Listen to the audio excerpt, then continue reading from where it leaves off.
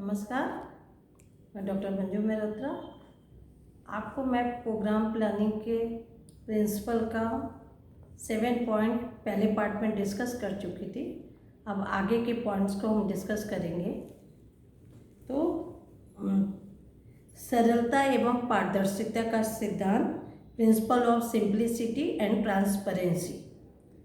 जब हम programme planning करते हैं तो जो भी कार्यक्रम हम बनाते हैं वो कार्यक्रम एकदम सिंपल होना चाहिए, उसके ऑब्जेक्टिव क्लियर होना चाहिए तथा ट्रांसपेरेंट होना चाहिए। मतलब जो भी हम कार्यक्रम में करने वाले हैं, जिस भी कम्युनिटी के लिए है, उसमें सारी बातें सबको पता होना चाहिए, तभी कार्यक्रम का इम्पैक्ट रिजल्ट अच्छा आएगा।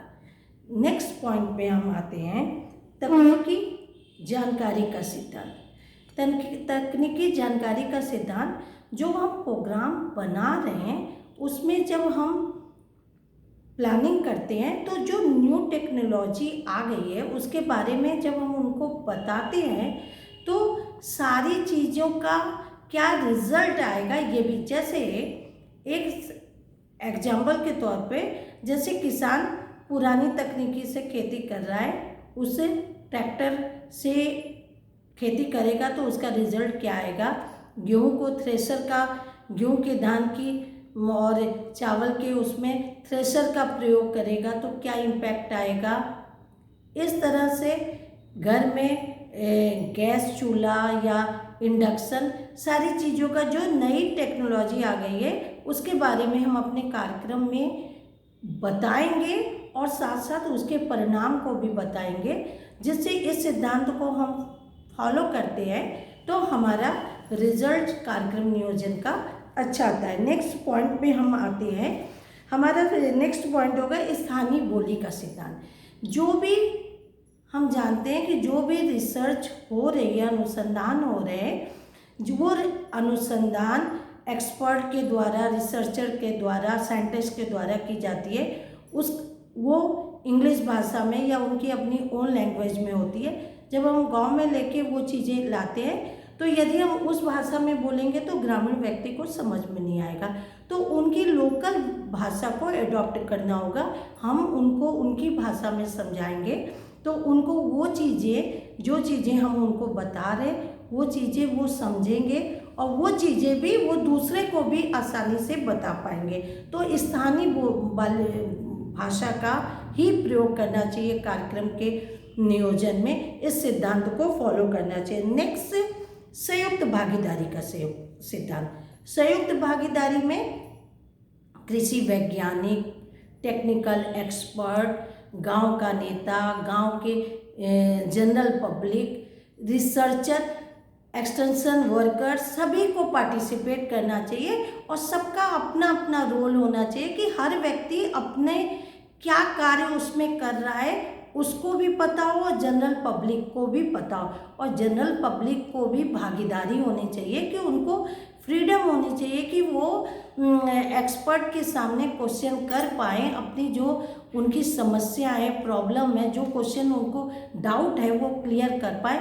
जब संयुक्त रूप से, कंबाइंड रूप से सारे लोग पार्टिसिपेट करेंगे तभी कोई भी कार्यक्रम सफल हो पाएगा। तो हमें संयुक्त भागीदारी के सिद्धांत को पालन करना होगा। नेक्स्ट, संपूर्ण समुदाय के हित का सिद्धांत। कार्यक्रम नियोजन में हम किसी एक कास्ट या किसी एक रीजन या किसी एक पब्लिक को लेके हम नहीं चलते हैं, हम पूरी कम्युनिटी को लेके चलते हैं कि उस कम्युनिटी को कौन चीज़ की नीड है और उसी अकॉर्डिंग हम कार्यक्रम डिज़ाइन करते हैं, कार्यक्रम चलाते हैं। जब संपूर्ण समुदाय के, पूरे समुदाय के भलाई के लिए हम सोचेंगे तभी हम कार्यक्रम अच्छे से चला पाएंगे और वहाँ पे उस गांव में सब लोग भाग लेंगे तभी हमारा कार्यक्रम सफल हो पाएगा। नेक्स्ट, लचीलापन का सिद्धांत। मतलब कार्यक्रम प्रोग्राम में फ्लेक्सिबिलिटी होनी चाहिए। जैसे कि हम कोई प्रोग्राम शुरू कर रहे हैं तो एकदम रिजिड नहीं होना चाहिए कि कोई भी डिज़ाइन हम उसकी चेंज नहीं कर सकते। ग्रामीण वासियों के अनुसार जिस समय, जिस परिस्थिति में हम कार्यक्रम शुरू कर रहे हैं, यदि कुछ सिचुएशन हमें बदलनी पड़े कुछ परिस्थितियां हमें चेंज करना पड़े, कुछ अपना कार्यक्रम बदलना पड़े तो हम बदल सकते हैं। तो इसलिए कार्यक्रम में फ्लेक्सिबिलिटी होना अनिवार्य है। जब फ्लेक्सिबिलिटी होगी तभी ग्रामीण व्यक्ति अपने अकॉर्डिंग, अपने नॉलेज के अकॉर्डिंग हम अपने उस कार्यक्रम को समझ पाएंगे और अपने व्यवहार में उसे अप्लाई कर पाएंगे। नेक्स्ट, सतत विकास का सिद्धांत।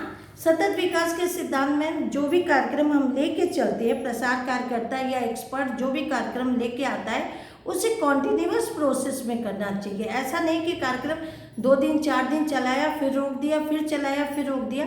तो जो एक सीक्वेंस होती है जब बीच में ख़त्म हो जाती है तो कोई भी जनता हो, चाहे वो गांव की जनता हो चाहे वो शहर की जनता हो, उसका उस कार्यक्रम के प्रति इंटरेस्ट खत्म हो जाता है। तो इसलिए कॉन्टिन्यूअस प्रोसेस में कार्यक्रम चलाएंगे तभी कार्यक्रम सफल होगा। तो हमें इस सिद्धांत को अपनाना होगा। Next, principle of achievement.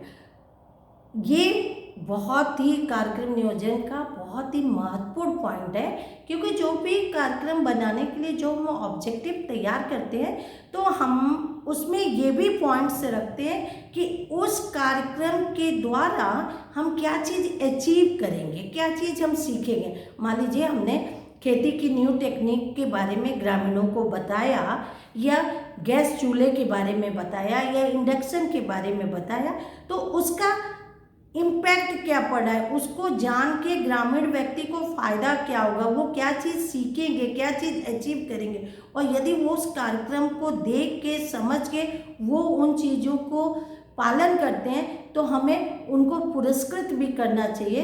कि यदि हम उनको पुरस्कृत करते हैं, उनको मोटिवेट करते हैं, उनकी प्रशंसा करते हैं कि ये इस तरह से न्यू तकनीकी को फॉलो करने लगे, तो आगे की भी पब्लिक उस चीज़ों को अपनाएगी।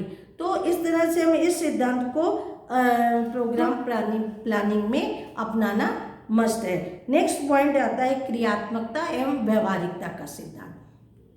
कार्यक्रम नियोजन में क्रिएटिविटी और बिहेवियरनेस मस्ट होना चाहिए कि जो भी कार्यक्रम हमने बनाया है उस कार्यक्रम को हम रोज के जीवन में अपना रहे हैं कि नहीं।